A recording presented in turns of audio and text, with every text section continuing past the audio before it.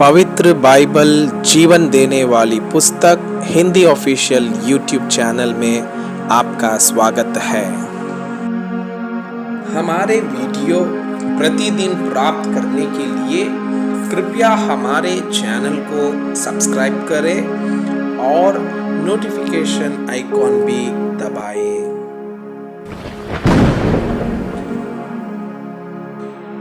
आज का पवित्र बाइबल पाठ दूसरा इतिहास के पुस्तक अध्याय 1।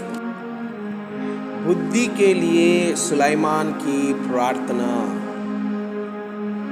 दाऊद का पुत्र सुलेमान राज्य में स्थिर हो गया और उसका परमेश्वर यहोवा उसके संग रहा और उसको बहुत ही बढ़ाया।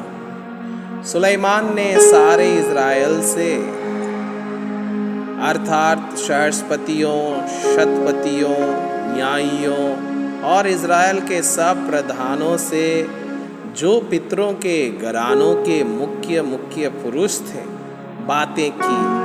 तब सुलेमान पूरी मंडली समेत गिबोन के ऊंचे स्थान पर गया, क्योंकि परमेश्वर का मिलाप वाला तंबू जिसे यहोवा के दास मूसा ने जंगल में बनाया था वो वहीं पर था। परंतु परमेश्वर के संदूक को दाऊद किर्यत-यारीम से उस स्थान पर ले आया था जिसे उसने उसके लिए तैयार किया था। उसने तो उसके लिए यरूशलेम में एक तंबू खड़ा कराया था, पर पीतल की जो वेदी ऊरी के पुत्र बसलेल ने, जो हूर का पोता था, बनाई थी, वो गिबोन में यहोवा के निवास के सामने थी।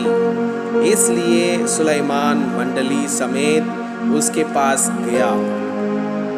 सुलेमान ने वहीं उस पीतल की वेदी के पास जाकर, जो यहोवा के सामने मिलाप वाले तंबू के पास थी, उस पर 1000 होम बलि चढ़ाए।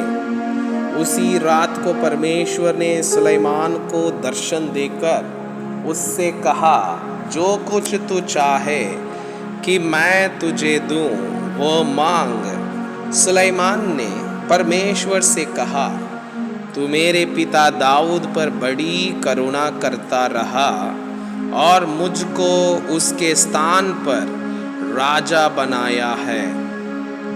अब हे यहोवा परमेश्वर, जो वचन तूने मेरे पिता दाऊद को दिया था वो पूरा हो। तूने तो मुझे ऐसी प्रजा का राजा बनाया है जो भूमि की धूल के किनकों के समान बहुत है।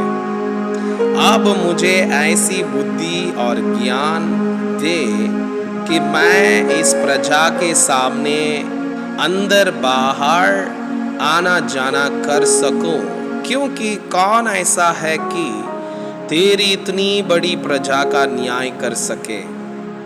परमेश्वर ने सुलेमान से कहा, तेरी जो ऐसी ही इच्छा हुई, अर्थात तूने ना तो धन संपत्ति मांगी है, ना ऐश्वर्य और ना अपने भैरियों का प्राण और ना अपनी दीर्घायु मांगी, केवल बुद्धि और ज्ञान का वर मांगा है, जिससे तू मेरी प्रजा का, जिसके ऊपर मैंने तुझे राजा नियुक्त किया है, न्याय कर सके।